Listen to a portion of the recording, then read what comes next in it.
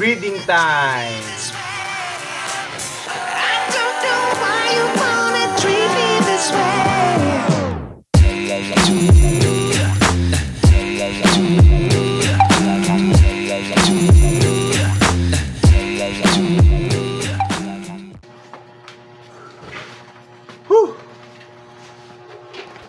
So ayun mga men, tapos na kami mag-breed ni tatay, no? So katuwaan lang sa mga men natin na mahuhulaan kung ilang breeders, female breeders yung nagpabarako ngayong gabi, January 3, 2024. Sisendan ko ng 50 pesos sa GCash, no? Isang ano lang, isang menster lang na makakahula. So ayan, pag-usapan na natin kung ano yung good problem na sinasabi ko.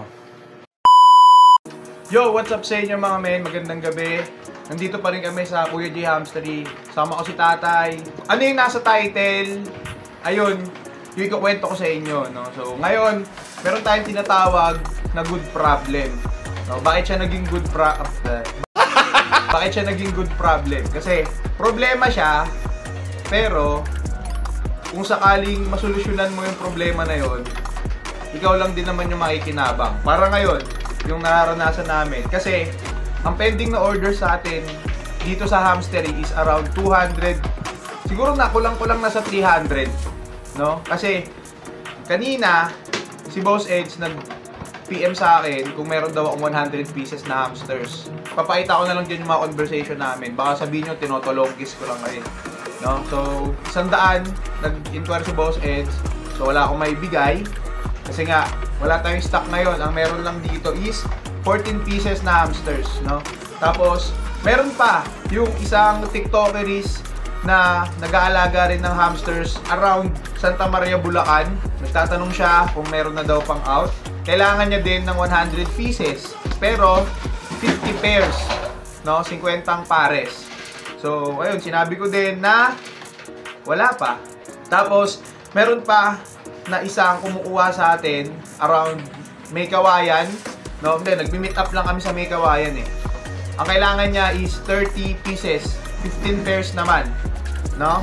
So, bali ilan na yun? 100, tapos 100, 200 plus 30, 230 pieces na. Tapos, meron pang pending na order sa atin dito, taga San Jose del Monte, dito lang sa May Muson. So, ayun, ang laging kinukuha nun is 50 pieces din, no? So, kaya ko naman na itulak sa kanya yung 50 peraso if ever na meron talaga, no? Pero kung wala, anong itutulak mo eh kung wala ang stock? Alam nga naman magsabi tayo na baka kaya mo ng 50 pieces pero wala naman tayo ibibigay. So, wala din, no? Tapos, may mga nag-e-enquire pa, no? Na per pair, na mga ilang peraso din. Yun. Tapos yung iba nating nasusuplayan, kailangan na rin nila. Actually, yung pet shop sa sample, nadalhan namin nung nakaraan, ay actually kanina lang, nadalhan ni tatay, 15 pieces, no? So, meron naman dito, kasi 31 pieces yung nandito, tapos, dinala yung 15 pieces dun sa sample, tapos may bumili dito na mga bata kanina daw, 2 pares, kaya 14 na lang yung stocks natin dito. So, ayun nga, hanggang dito na lang muna mga men. Maraming salamat sa pagsama, and sa mga bago pa lang na nakapanood ng video ko dito sa YouTube, Kuya J Hamstery, subscribe na kayo dyan mga men para madagdag kayo sa 12,036 na mga solid mensers natin. And yung pet shop tour natin ay posibleng makapag-shoot na ako bukas. No, pupunta tayo dun sa pet shop sa sample. Tingnan natin kung paano yung magiging flow. So hanggang dito na lang muna. Maraming salamat at kita-kita tayo sa next video. Hindi ko lang sure kung pet shop tour na o kung ano. Basta abangan nyo.